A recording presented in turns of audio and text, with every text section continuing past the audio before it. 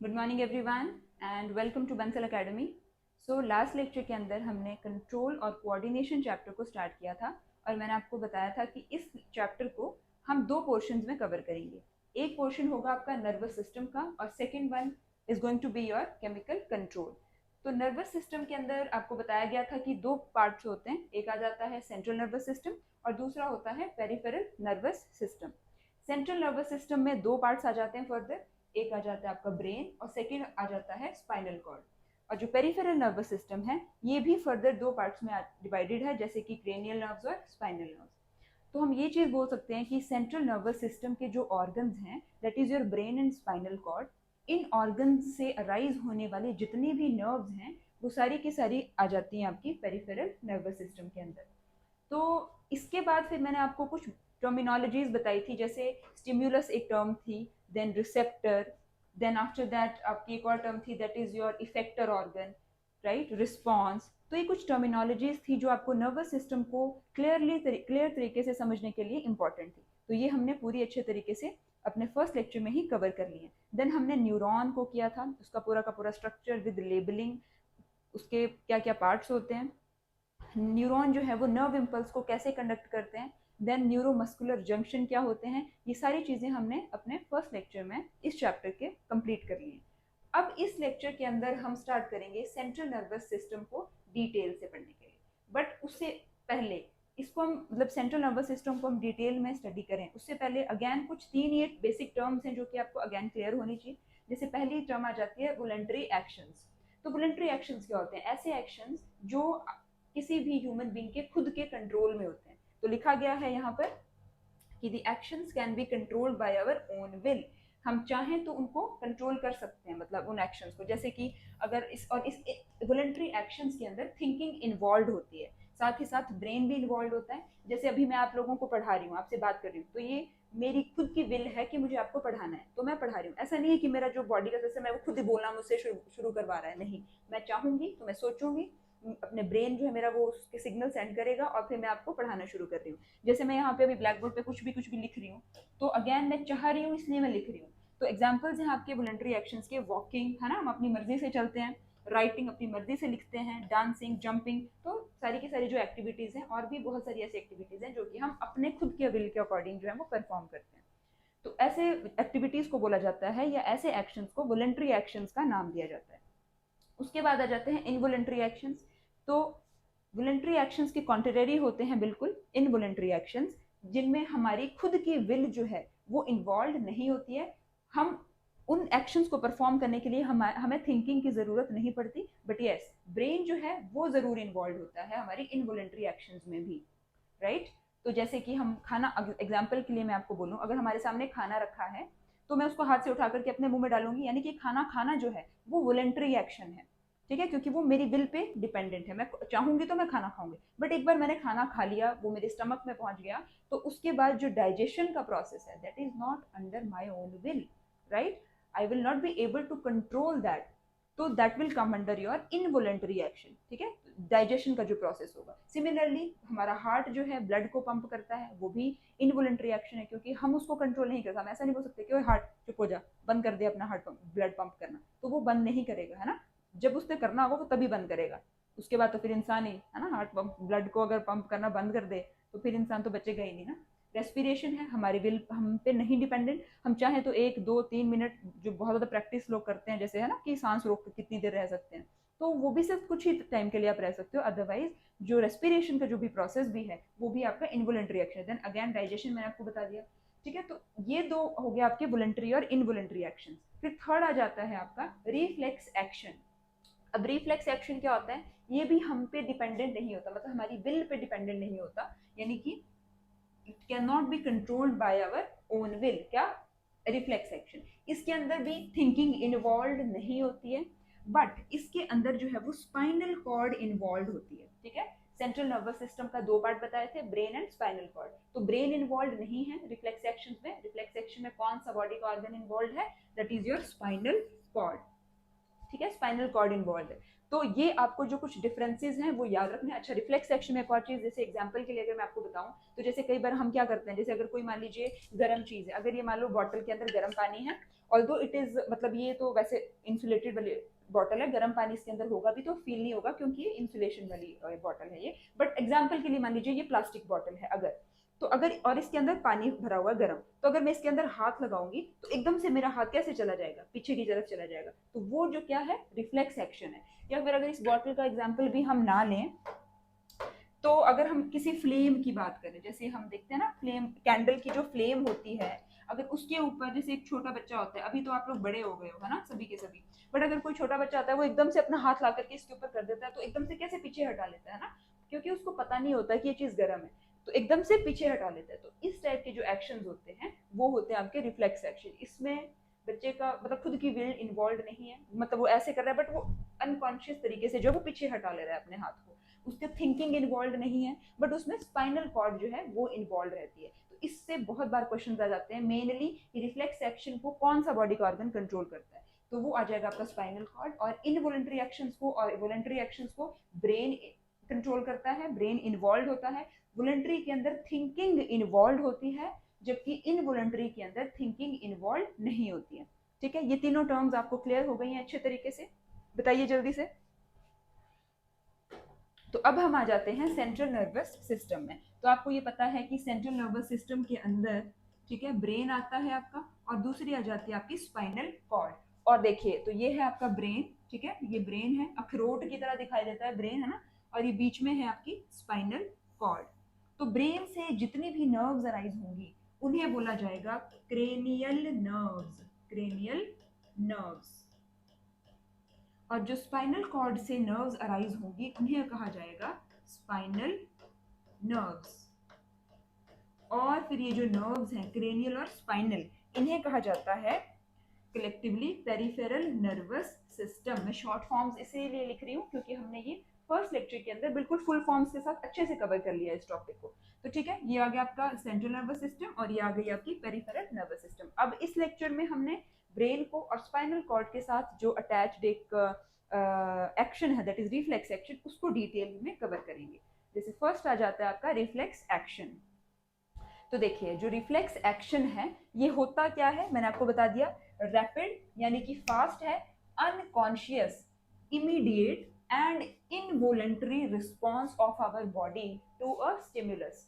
जैसे अगर कैंडल यहाँ पर जली हुई थी इस तरीके से, तो कैंडल की जो हीट निकल रही है वो क्या है, स्टिमुलस है, आपके हाथ के रिसेप्टर के ऊपर वो हीट लग रहा है, एकदम से रिट्रैक्ट कर ले रहे हो अपने हाथ को, रिट्रैक्ट मतलब पीछे हटा ले रहे हो, तो वो क्या है, स्टिमुलस के अगेंस्ट बॉडी का रैपिड, अनकॉन्शियस, इमीडिएट और इनवॉलंटरी रिस्पॉन्स को हम बोलते हैं रिफ्लेक्स एक्शन। आपको बता दिया गया है कि it is controlled by the spinal cord, right, and these are some of the examples of the reflex actions, जैसे कि withdrawal of hand when we touch a hot object, है ना, हम एकदम से हमारे हाथ को हटा लेना जब भी हम किसी गर्म चीज को छू लेते हैं, कफिंग, खांसी करना, स्नीजिंग, छींकना, shivering when it is too cold, है ना, हम एकदम से कांप जाते हैं जब बहुत ज्यादा ठंडक होती है, या फिर आजकल जैसे गर्मियों का सीजन चल रहा है, तो अगर आप किसी एसी वाले रूम में आओगे, बाहर से गर्मी से आप एसी वाले रूम में एंटर करते हो, तो कई बार आपको कैसे ऐसे हो जाती है एकदम से, आप एकदम से शिवर, तो वो भी आपके कंट्रोल में नहीं है ना। उसके closing off eyelids when some of the particles enter the eye, आप चल रहे होते हो कई बार रास्ते में, एकदम से अचानक से हवा चल पड़ी या फिर धूल उड़नी शुरू हो गया, फिर आप टू व्हीलर पे ड्राइव कर रहे हो, अचानक से आपकी आंख में कुछ चला गया, तो आप कैसे अपनी आंखें कैसे खुद से ही झपक जाती हैं। कई बार तो जो व्हीकल होता है वो भी डिसबैलेंस हो जाता है, बिकॉज वो एकदम से आपकी आई जो है वो रिएक्ट कर रही है, रिस्पॉन्ड कर रही है टू द स्टिमुलस। और स्टिमुलस क्या हो रहा है उस टाइम पे, वो एयर के अंदर या फिर एनवायरमेंट के अंदर सॉइल के कोई भी पार्टिकल्स, तो ये भी आ जाता है आपका किसके, रिफ्लेक्स एक्शन के अंदर। तो रिफ्लेक्स एक्शन क्लियर हो गया आपको। अब हम बात करेंगे रिफ्लेक्स आर्क की। तो देखिए, रिफ्लेक्स एक्शन जो आपका हो रहा है वो एक पर्टिकुलर पाथ ट्रेवल करके जो है, जो कि हमने फर्स्ट लेक्चर के अंदर नर्व इंपल्स जब हमने कवर किया था, तो क्या बताया गया था आपको कि जब इस तरीके से कोई भी हीट निकलेगी किसी भी ऑब्जेक्ट से, जैसे अगर ये कैंडल है मान लीजिए, तो यहाँ से हीट जो है वो निकल रही है, मैंने अपना हाथ इसके ऊपर ऐसे किया, हालांकि मैं अभी यहाँ पर रख रही हूँ, बट एकदम से हट जाता है जब हम ओरिजिनल उसके ऊपर रखते हैं, जैसे रख रही हूँ, हाथ के अंदर जो रिसेप्टर्स हैं वो इन्फॉर्मेशन को सेंसरी न्यूरॉन के पास देंगे, सेंसरी न्यूरॉन उसको ब्रेन के पास लेकर के जाएगा, या फिर इस टाइम पे बात हो रही है रिफ्लेक्स एक्शन की। तो सेंसरी न्यूरॉन जो है वो स्पाइनल कॉर्ड पर लेकर के चला जाएगा इस हीट के स्टिमुलस को। उसके बाद रिले न्यूरॉन के थ्रू जो है ये मोटर न्यूरॉन पे उसको ट्रांसफर कर देगा, और फिर जो मोटर न्यूरॉन है वो मेरे आर्म के मसल पे, जो कि इफेक्टर ऑर्गन की तरह काम कर रहा है, उसको एकदम से रिट्रैक्ट कर लेगा। तो ये पूरा का पूरा क्या बन गया, एक पाथ बन गया जो कि रिफ्लेक्स एक्शन को परफॉर्म करती बार जो है वो फॉलो हो रहा है नर्व का।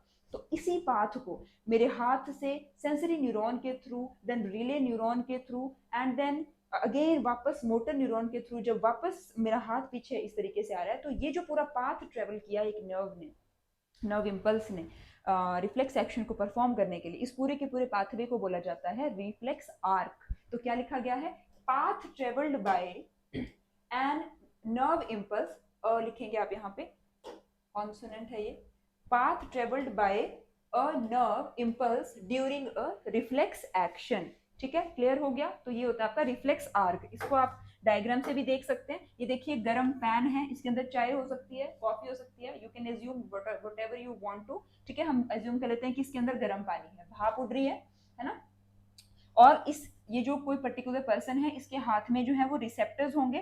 क्या बताया था आपको, कौन से रिसेप्टर्स होते हैं, थर्मो रिसेप्टर्स, है ना। स्किन के अंदर कौन से रिसेप्टर्स होते हैं, थर्मो रिसेप्टर्स होते हैं। और ये जो थर्मो रिसेप्टर्स हैं ये इसको सेंस करेंगे और इस हीट के स्टिमुलस को पास ऑन कर देंगे टुवर्ड्स योर सेंसरी न्यूरॉन। अब सेंसरी न्यूरॉन के थ्रू इंफॉर्मेशन चली जाएगी आपकी स्पाइनल कॉर्ड पे। ये देखिए, this is the transverse section of spinal cord. Spinal cord मतलब कि देखिए, जो स्पाइनल कॉर्ड को ना कट करके फिर यहाँ दिखाया गया है इसका थोड़ा सा पार्ट स्पाइनल कॉर्ड का। तो सेंसरी न्यूरॉन के थ्रू इंफॉर्मेशन यहाँ चली गई स्पाइनल कॉर्ड के पास, और फिर स्पाइनल कॉर्ड में ये जो रिले न्यूरॉन देखो आपको दिखाई दे रहा होगा, इसके पास चली गई, और फिर रिले न्यूरॉन जो है वो उसको पास ऑन कर देता है टू द मोटर न्यूरॉन। और फिर मोटर न्यूरॉन जो है इसको इफेक्टर ऑर्गन, यानी कि जो हमारे आर्म्स के अंदर मसल्स हैं, इस पे लेकर के आ जाता है, और हमारा जो हाथ है वो एकदम से पीछे हो जाता है। तो ये पूरा का पूरा पाथ है जो कि एक नर्व इम्पल्स ट्रेवल कर रही है, और इसी ट्रेवल्ड पाथ को जो कि रिफ्लेक्स एक्शन फिर फाइनली परफॉर्म करवा रहा है, उसे कहा जाता है रिफ्लेक्स आर्क, राइट।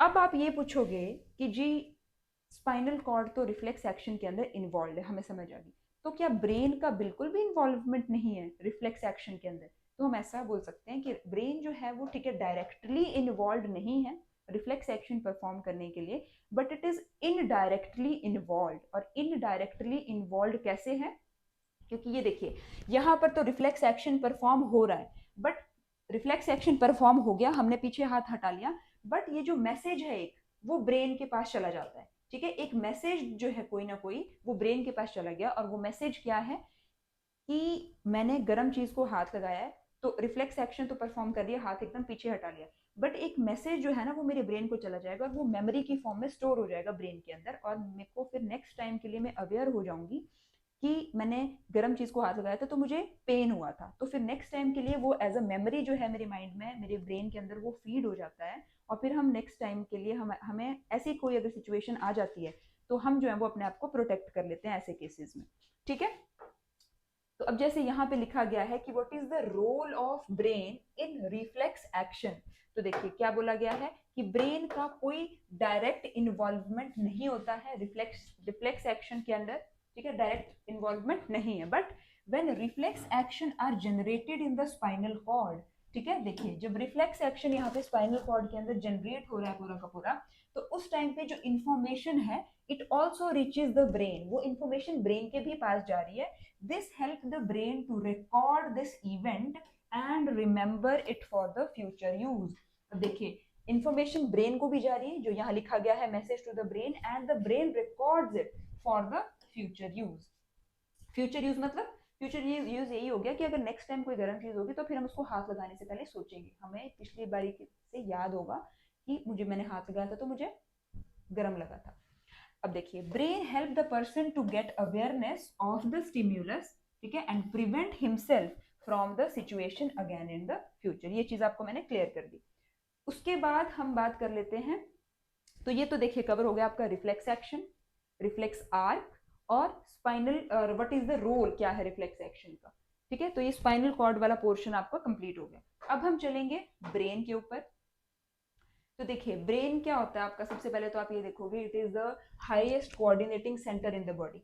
इस पूरी थ्योरी वाले पार्ट को रीड करने से पहले मैं आपको एक बार इसको जो है वो एक्सप्लेन कर देती हूँ कि ब्रेन कैसा होता है, कैसा दिखाई देता है, कैसे कनेक्टेड होता है, वो सब चीजें पहले करेंगे, उसके बाद फिर हम इस थ्योरी पोर्शन पे आएंगे। तो देखिए ये ऐसा कुछ आपका ब्रेन दिखाई देता है। देखो आपको दो ऐसे करके दिखाई दे रहे हैं, एक ये वाला पोर्शन दिखाई दे रहा है और एक ये वाला पोर्शन, तो इनको बोला जाता है हेमिस्फेयर्स। तो हमारे जैसे अगर ये आपको दिखाई भी दे रही है बाहर से स्कल, तो एक यहाँ पे हेमिस्फेयर है ब्रेन का और एक यहाँ पे है, ठीक है। तो इसे बोला जाता है right hemisphere, this is your right hemisphere and this is the left hemisphere. आपको बताया था ना जब हम एक्सक्रीटरी सिस्टम भी कर रहे थे कि लेफ्ट हेमिस्फेयर, राइट, वैसे यहाँ पे राइट हेमिस्फेयर की जैसे अगर मैं आपकी तरफ फेस करके अभी खड़ी हूँ तो मुझे लेबलिंग भी बिल्कुल ऐसे ही करनी है। इस पोर्शन को राइट साइड दिखाना है, ये देखिए राइट हेमिस्फेयर, और इस पोर्शन को लेफ्ट साइड दिखाना है। ऐसे करके लेबलिंग नहीं करने की, अगर मैं बोर्ड की तरफ को अपना जो है वो अभी फेस कर रही हूँ तो इसको मैं राइट लिख दूंगी, ऐसे नहीं लिखना है आपको, राइट। आपको इसी तरीके से लेबलिंग करनी है कि अगर मैं आपके सामने आऊँ तो ये राइट ही आए और ये लेफ्ट ही पोर्शन आए, ठीक है। तो दो हेमिस्फेयर्स होते हैं, राइट और लेफ्ट। उसके बाद आगे चलिए, ये देखो ये रियल ह्यूमन ब्रेन है जो आपको दिखाया गया है। ये देखिए दो इसके हेमिस्फेयर्स दिखाए गए हैं, this is the right hemisphere again and this is your left hemisphere. अब अगर इन दोनों हेमिस्फेयर को देखिए बीच से अगर कट कर दिया जाए, अगर ये ऐसे हेमिस्फेयर हैं इस टाइम पे, अगर मैं इनको बीच से ऐसे कट कर दूं, ठीक है, और फिर ऐसे करके देखो तो ये पोर्शन फिर आपको इस तरफ को शो किया गया है ऐसे। तो देखिए दोनों हेमिस्फेयर्स होते हैं और ये दो हेमिस्फेयर्स आपस में कनेक्टेड होते हैं with the help of this organ. This C shaped organ is known as corpus callosum. और ये बहुत ही ज्यादा इंपॉर्टेंट है बिकॉज ये काफी बार आपको एग्जाम्स में पूछ लिया जाता है। और ये जो है ना एनिमल्स का या बोल सकते हो आप ह्यूमंस का एक कैरेक्टर भी है, स्पेशल कैरेक्टर कॉर्पस कैलोसम। तो इसी कॉर्पस कैलोसम की मदद से दो हेमिस्फेयर्स आपस में कनेक्टेड रहते हैं। अब इसी को हमने थोड़ा सा और डिटेल में यहाँ पे डायग्राम शो किया है, तो आप यहाँ भी देख सकते हो कि अगर ये पूरा का पूरा ब्रेन है इस तरीके से आपको दिखाया गया है, तो देखिए ये आपका यहाँ पे जो है वो कॉर्पस कैलोसम दिखाया गया है आपको, राइट। उसके बाद अगर ब्रेन है देखिए तो वो बहुत ही ज्यादा डेलिकेट होता है, उसको प्रोटेक्ट करने के लिए कुछ हार्ड कवरिंग्स हैं जो कि होनी बहुत ज्यादा जरूरी है ताकि वो प्रोटेक्टेड रहे जो ब्रेन है, ठीक है। जैसे कई बार ना आप कुछ चीजें ऑर्डर करते हो किसी भी वेबसाइट से, किसी भी ऐप के थ्रू, अगर कोई चीज कांच की हो तो वो कितने अच्छे तरीके से पैक होकर के आती है ना। जैसे अगर कोई कांच की चीज है तो आपको प्रॉपर फेविकोल सॉरी थर्मोकोल वगैरह से जो है वो प्रॉपर कवर करके उसको देंगे ताकि वो बीच में टूट ना जाए। तो सिमिलरली हमारा ब्रेन भी कांच का तो नहीं बना होता, बट वो इतना ज्यादा डेलिकेट होता है कि उसको कवर करना, उसको प्रॉपर तरीके से जो है वो प्रोटेक्ट करके रखना बहुत ही ज्यादा इंपॉर्टेंट होता है। और सिमिलरली जो आपकी स्पाइनल कॉर्ड है वो भी सिमिलरली ऐसी ही होती है। तो इसलिए इन दोनों स्ट्रक्चर्स को प्रॉपर तरीके से प्रोटेक्ट करना बहुत ज़्यादा इंपॉर्टेंट है। तो अब हम देखेंगे कि ब्रेन और स्पाइनल कॉर्ड को क्या चीज़ें प्रोटेक्ट करके रखती हैं। तो how are nervous organs protected. तो देखिए ब्रेन एक तो आपको सबको नॉर्मली पता ही होगा कि देखो जो हमारी प्रॉपर स्कल है, एक तो वो एक प्रोटेक्शन का काम करती है ब्रेन को, है ना। तो देखिए ये स्कल हो गई, इसको ब्रेन केस या फिर ब्रेन बॉक्स भी आप बोल सकते हो, ब्रेन बॉक्स भी हम इसको बुला सकते हैं, या फिर इसको आप एक और चीज बोल सकते हो दैट इज योर क्रेनियम, ठीक है, इसको आप क्रेनियम भी बोल सकते हो। तो एक तो ये क्रेनियम से प्रोटेक्टेड रहता है हमारा ब्रेन, और एक और तीन और ऐसी लेयर्स हैं जो कि प्रोटेक्ट करती हैं ब्रेन को, उन्हें कहा जाता है थ्री मेनिंजेस। Three meninges. अब वो मेनिंजेस कैसे होती हैं, अब देखो उससे पहले ब्रेन एक तो जो हार्ड कवरिंग से प्रोटेक्टेड है उसे कहा जाता है क्रेनियम या ब्रेन बॉक्स।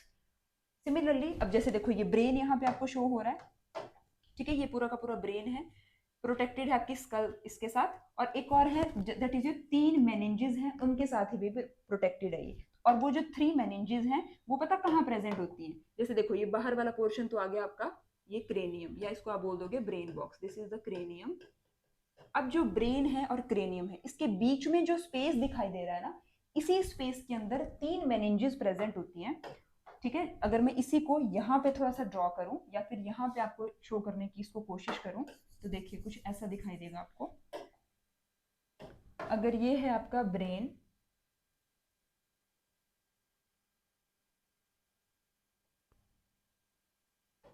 ठीक है, अगर मान लीजिए ये आपका ब्रेन है और फिर ब्रेन से ना नीचे की तरफ कोई ऐसे स्पाइनल कॉर्ड कंटिन्यू हो जाती है। देखिए जैसे ये ब्रेन है ना, फिर नीचे कोई जो है वो इसके लोअर पोर्शन से स्पाइनल कॉर्ड अराइज हो जाती है। तो ये मैंने ब्रेन बना दिया, ये बना दिया spinal cord. If this is the brain,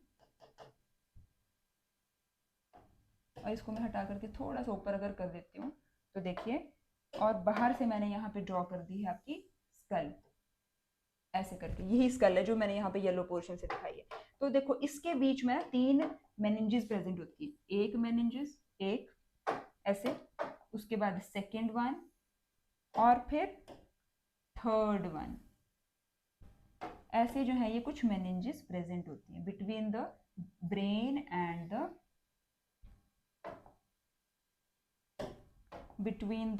and the cranium. तो देखो ये आ गई ऐसे।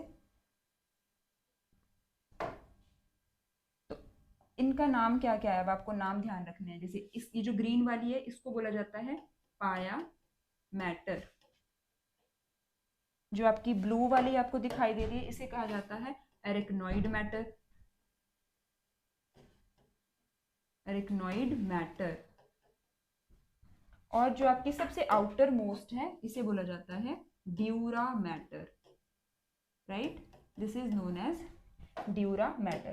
तो ये 3 लेयर्स हैं और these 3 layers are collectively known as meninges, MENINGES।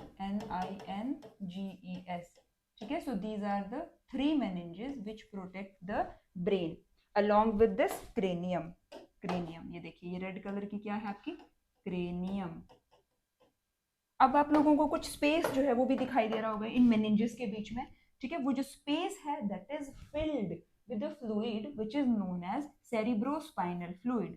तो देखिए यहाँ पे देखो, मैं येलो कलर से बना दूं अगर इसको फ्लूइड को, तो ये फ्लूइड है जो कि फिल होता है इन मेनिंजेस के बीच में, और इस फ्लूइड को बोला जाता है सेरिब्रोस्पाइनल फ्लूइड। ये देखिए CSF बोला जाता है शॉर्ट में, और सेरिब्रो स्पाइनल फ्लूइड। ठीक है, तो सेरिब्रो स्पाइनल फ्लूइड इनके बीच में फिल्ड रहता है। तो ये आ जाता है आपका covering of the brain. Similarly जो आपकी स्पाइनल कॉर्ड भी है वो भी इसी तरीके से प्रोटेक्टेड होती है। जैसे मैंने आपको बताया कि ब्रेन जो है फिर कंटिन्यू करता है विद द स्पाइनल कॉर्ड, जैसे ये कंटिन्यू कर रहा है उसी तरीके से देखिए यहाँ पे कंटिन्यू कर रहा है ब्रेन। ये बीच बीच में जो है ये आपको स्पाइनल कॉर्ड दिखाई देगी। मतलब ऐसा लगा लो कि अगर इस तरीके से केज है तो ये बीच से जो है वो इस तरीके से स्पाइनल कॉर्ड जा रही है। अगर ये ब्लैक कलर की हो तो ये बाहर से, तो ये बाहर क्या चीज है, जैसे ब्रेन के बाहर क्रेनियम प्रेजेंट था उसी तरीके से स्पाइनल कॉर्ड को एक बोनी जो स्ट्रक्चर प्रिवेंट करके या प्रोटेक्ट करके रखता है अपने अंदर, उसे बोला जाता है वर्टिब्रल कॉलम। तो अगर मान लो ये इस तरीके से वर्टिब्रल कॉलम है मेरा हाथ, तो ये जो ब्लैक कलर की आपको दिखाई देगा पेन जो है इसको आप मान लो स्पाइनल कॉर्ड। तो उसी तरीके से ये रेड कलर की जो है वर्टिब्रल कॉलम के अंदर जो है वो प्रोटेक्ट होती हुई जा रही होती है नीचे की तरफ। ठीक है, और ये भी जो है एक तो ये इसकी कवरिंग है वर्टिब्रल कॉलम जो कि हार्ड कवरिंग है which is similar to cranium. ठीक है, वो भी हार्ड कवरिंग है ब्रेन की। उसके बाद ये जो 3 लेयर्स है ना, ये तीनों लेयर्स भी इसके अंदर भी प्रेजेंट होती हैं। जैसे देखो यहाँ पे थी ये पाया मैटर, तो इसी तरीके से ये एक्सटेंड होती हुई चली जाती है स्पाइनल कॉर्ड की तरफ भी। तो ये देखिए इस तरीके से ये आ जाएगी स्पाइनल कॉर्ड के पास, ये आ जाएगी इस तरीके से। ठीक है ना, उसी तरीके से सिमिलरली फिर आ जाएगी आपकी एरेक्नॉइड मैटर भी आ जाएगी ऐसे ही इसको प्रोटेक्ट करती हुई, राइट। देन फाइनली आपकी जो है ड्यूरा मैटर भी आ जाएगी इसी को प्रोटेक्ट करती हुई। ये देखिए, तो ऐसे। और जो जैसे सेरेब्रोस्पाइनल फील्ड था इनके स्पेस के बीच में, सिमिलरली यहाँ पर भी तो स्पेस बन रहा है ना, तो इस स्पेस के बीच में भी क्या प्रेजेंट होता है, सेरेब्रोस्पाइनल फ्लूइड। ये सेरेब्रोस्पाइनल फ्लूइड प्रेजेंट होता है। तो आप लोगों को अब मुझे लग रहा है कि आपको ये चीज़ अब क्लियर हो गई होगी। बहुत ही अच्छे तरीके से मैंने समझाने की इसको कोशिश की है। अगर आपको यहाँ पे एक बार देखना है इस डायग्राम को भी, तो आप इसे भी देख सकते हैं।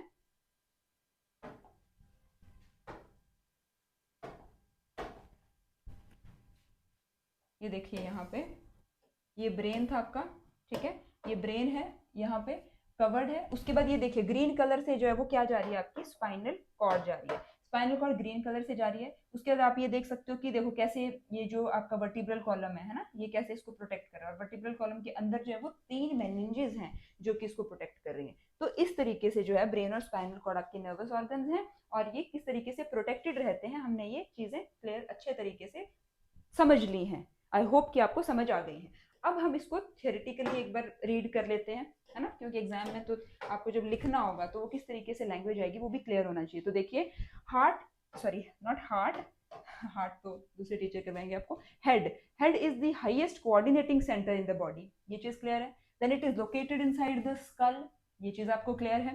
Then it is protected by a box called cranium, clear है। Then the brain is surrounded by 3 meninges. Now you know the name of the meninges as well. कौन-कौन सी थी? Pia mater, arachnoid matter and dura mater.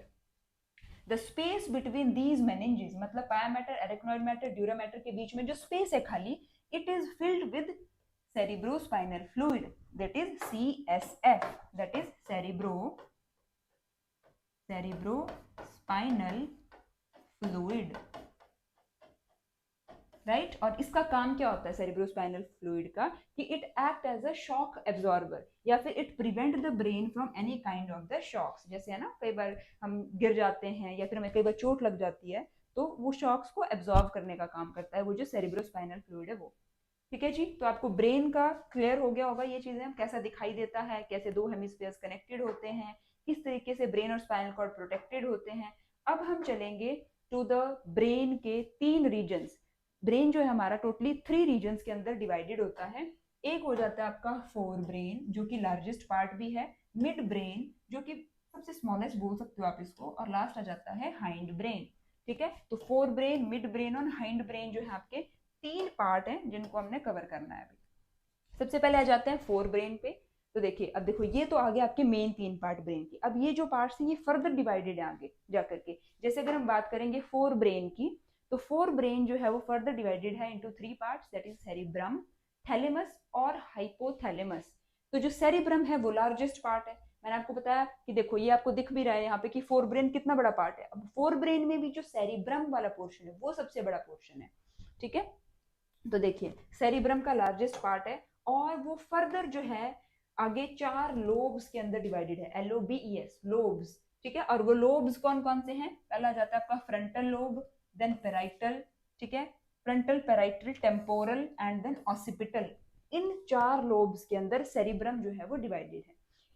हमारे body के different different जो senses हैं, different different functions जो हैं, different different activities जो हैं, इन चारों लोब्स के की वजह से कंट्रोल होती हैं। जैसे कि याद, लर्न, जैसे आप अभी पढ़ रहे हो साथ साथ क्या पता आपको याद भी हो रहा हो, कुछ बच्चे इसको देखने के बाद याद करेंगे, कुछ बच्चे आप में से टाइम पास कर रहे हैं, है ना। वैसे मुझे लग तो नहीं रहा है आप होंगे तो सारे सीरियस ही, आपको एग्जाम देना है ना, बट नहीं है तो अभी हो जाइए, अपने फ्रंटल लोब को काम पे लगाइए। और देखिए मेमोरी के लिए काम करता है ये, लर्निंग में, रीजनिंग में, इन सारी एक्टिविटीज में कौन काम आता है? आपका frontal lobe. Then frontal parietal, parietal lobe जो है वो मतलब रिस्पॉन्सिबल होता है आपका टेम्परेचर, टेस्ट और टच के लिए। जैसे आपको गर्म है, ठंडा मौसम है, कोई चीज गर्म है, ठंडी, आपको कैसे फील होता है?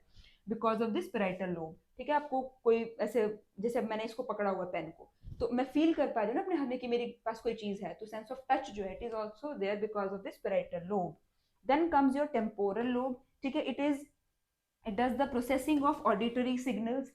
ऑडिटरी सिग्नल्स जो भी हम मतलब कानों के थ्रू सिग्नल्स आ रहे हैं उनको प्रोसेस कौन कर रहा है? जैसे कानों के थ्रू आवाज जा रही है, बट वो आवाज आपके सामने, आप तक मेरी आवाज जो है अभी आ रही है ना, बट ये आप सुन पा रहे हो, इसको आप समझ पा रहे हो जो मैं बोल रही हूँ, तो वो कैसे हो पा रहा है? Because of your temporal lobe.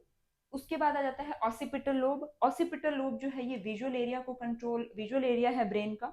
ठीक है, और ये क्या करता है? जैसे हमारी जो आई होती है, अगर आपने आई का टॉपिक कर लिया, तो जो हमारी आंख होती है, आईज होती हैं, इनसे ऑप्टिक नर्व्स जाती हैं और वो लेकर के जाती हैं information to your occipital lobe, और फिर वहां पे जाकर के जो है वो हमें इंफॉर्मेशन प्रोसेस होती है, और फिर हम देख पाते हैं, किसी भी चीज को परसीव कर पाते हैं।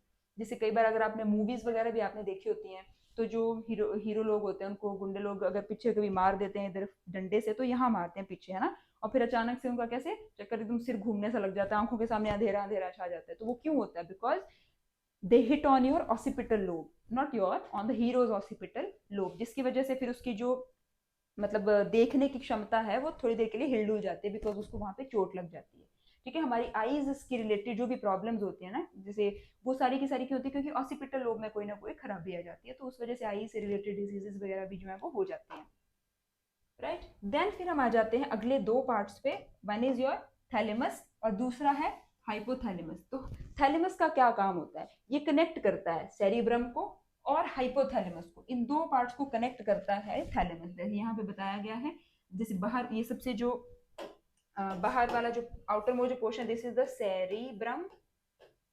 ठीक है, उसके बाद ये देखिए यहाँ पे आपको दिखाया है थैलेमस, और फिर थैलेमस के नीचे जो है वो हाइपोथैलेमस है। तो it lies at the base of cerebrum, है ना, जो हाइपोथैलेमस है वो सेरिब्रम के बिल्कुल बेस पे शो हो रहा है आपको।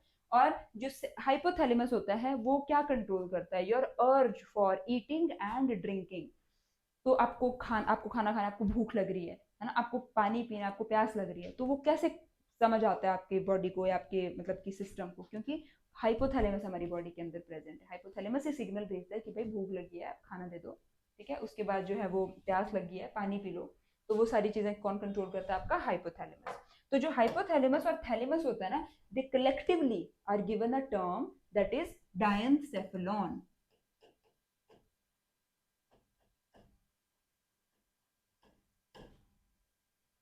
ठीक है, थैलेमस और हाइपोथैलेमस को मिला करके हम जो है वो डायनसेफेलॉन भी बोल देते हैं। तो देखिए इस पेज से भी, इस स्लाइड से भी बहुत ही सारे क्वेश्चंस बन जाते हैं। एक तो यही आ जाता है कि फोर ब्रेन के पार्ट्स कौन कौन से हैं, तो आपने ये नाम दे देना है। कई बार क्या होता है कि ऑप्शंस के अंदर सिर्फ लिखा होगा सेरिब्रम और डायनसेफेलॉन लिखा होगा, और आपका लिखा होगा थैलेमस, और या लिख दिया होगा नन ऑफ द अबव। तो उस केस में आप सॉरी, और या फिर लिखा होगा, जैसे एक ऑप्शन दे दिया होगा आपको सेरिब्रम का, दूसरा ऑप्शन दे दिया जाएगा आपको डायनसेफेलॉन का, थर्ड ऑप्शन आ जाएगा बोथ 1 and 2, थर्ड ऑप्शन आ जाएगा आपको सिर्फ थैलेमस। तो आप क्या ऑप्शन टिक करोगे, आपको टिक करना है बोथ 1 and 2। ठीक है ना, बिकॉज सेरिब्रम भी है और डायनसेफेलॉन भी है। तो इस तरीके से क्वेश्चंस आ जाते हैं, तो आपने बिल्कुल अच्छे तरीके से क्रिस्टल क्लियर तरीके से अपनी चीजें क्लियर रखनी है। ठीक है, उसके बाद हम आ जाते हैं ब्रेन के दूसरे पार्ट पे, that is mid brain. Mid brain जो है वो इतना ज्यादा आपको मतलब इसमें ज्यादा चीजें हैं नहीं ध्यान रखने के लिए आपको मिड ब्रेन के अंदर, बिकॉज ये जस्ट एक ब्रिज का काम करता है। जो मिड ब्रेन है ना, वो सिर्फ और सिर्फ एक ब्रिज का काम करता है फोर ब्रेन और मिड ब्रेन को कनेक्ट करने का बोल सकते हो आप, और सिग्नल्स को फोर ब्रेन से जो है हाइंड ब्रेन में, हाइंड ब्रेन से फोर ब्रेन में सिग्नल्स को एक तरह से कोऑर्डिनेटेड करने का काम करता है आपका मिड ब्रेन। तो जैसे यहाँ लिखा गया है कि it connect the fore brain and hind brain. देखिए एक तो छोटा सा पोर्शन है ना, कई बार तो कुछ बुक्स के अंदर, कुछ डायग्राम्स के अंदर तो ये शो भी नहीं हो पाता, क्योंकि सेरिब्रम ही इतना बड़ा है कि उसने उसी को कवर कर लिया होता है। ठीक है, तो ये हल्का सा बिल्कुल थोड़ा सा छोटा सा पोर्शन है मिड ब्रेन का, और ये ब्रिज की तरह काम कर रहा है ना, ब्रिज होता है ना जो दो चीजों को कनेक्ट करता है आर पार, तो वैसे ही ब्रिज की तरह काम करता है, ट्रांसमिट करता है सिग्नल्स को from hind and fore brain. ठीक है, तो सिर्फ इतना सही है आपको जो मिड ब्रेन के बारे में ध्यान रखना है। देन आ जाता है हमारा third portion of the brain, that is hind brain. This is the third and the last part of the brain is hind brain. It is again divided into the three parts, that is your cerebrum, cerebellum, then pons and medulla oblongata. तो आपने देखो जो fore brain था उसमें एक part था cerebrum करके। ठीक है, कौन सा पार्ट था, ये देखिए सेरिब्रम, BRUM। बट जो आपका मिड ब्रेन है, सॉरी जो आपका हाइंड ब्रेन है, उसके अंदर जो पार्ट है उसको क्या बोला जाता है, सेरिबेलम। ठीक है, सेरिबेलम, सेरिबेलम, दूसरा है PONS, पॉन्स, और थर्ड है मेड्यूला ऑब्लोंगेटा। मेड्यूला ऑब्लोंगेटा बोल लीजिए, सिंपल मेड्यूला बोल लीजिए, तो दोनों एक ही बात है, कुछ कई बार इसको सिंपली मेड्यूला भी बोल लेते हैं, है ना। तो देखो जो आपका ये है सेरिबेलम, BELLUM वाला पोर्शन है, इसका क्या काम होता है, देखो पहले तो लोकेशन देख लो इसकी कहाँ जैसे ये लोकेटेड है। उसके बाद जो ये बैलेंस करता है बॉडी को, और बॉडी का पोस्चर जो है उसको भी मेंटेन करके रखता है। जैसे हम कोई भी बैलेंसिंग वाली एक्टिविटीज करते हैं, जैसे कि हम बाइसिकल ड्राइव मतलब कि राइड कर रहे हैं, या फिर मैं आपके सामने अभी खड़ी भी हूँ, अपने मेरे प्रॉपर तरीके से पोस्चर अभी मेंटेन्ड है, ऐसा तो नहीं है ना कि मैं खड़ी हूँ ऐसे ऐसे करके गिर रही हूँ, है ना, ऐसा तो नहीं है। तो ये जो एक बैलेंस है बॉडी का, या फिर एक बॉडी को प्रॉपर पोस्चर में रखने का जो काम है, वो होता है आपके सेरिबेलम का। देन बैलम से आप याद रख सकते हो बैलेंस, राइट। देन आ जाता है पॉन्स, जो कि हेल्प करते हैं ब्रीदिंग में, ब्रीदिंग को रेगुलेट करते हैं। आपका पॉन्स वाला एरिया ये देखिए यहाँ पे लोकेटेड है, ठीक है। उसके बाद लास्ट आ जाता है मेड्यूला ऑब्लोंगेटा। ये क्या फॉर्म कर रही है, this is forming the stem of the brain. जैसे अगर कोई पेड़ होता है ना, उसके नीचे से रूट्स निकलती है, देन ये स्टेम वाला पोर्शन होता है, उसके बाद पूरा का पूरा इस तरीके से पेड़ बनता है। तो स्टेम यानी कि बिल्कुल निचला भाग किसी भी चीज का, जो कि जहां से वो अराइज होना स्टार्ट हो रहा है। तो दिस फॉर्म, तो देखिए यहाँ पे भी स्टेम की तरह ही तो है, ये मेड्यूला बिल्कुल स्टार्ट कर रहा है जहां से ब्रेन होना फॉर्म होना। तो देखिए it form the brain stem at the base of the brain, brain के बिल्कुल बेस पे लोकेटेड है, and continuous into the spinal cord. और साथ ही साथ यहीं से जो है वो स्पाइनल कॉर्ड भी नीचे की तरफ को अराइज होना स्टार्ट हो जाती है इस तरीके से। ये देखिए ये है आपकी स्पाइनल कॉर्ड, तो जो इस तरीके से बनना स्टार्ट हो जाती है। तो ये कंटिन्यू कर रही है स्पाइनल कॉर्ड के अंदर भी, राइट। ये देखिए ये आ गई आपकी स्पाइनल कॉर्ड, ये देखिए इस तरीके से, ये क्या है आपका स्पाइनल कॉर्ड आ गया।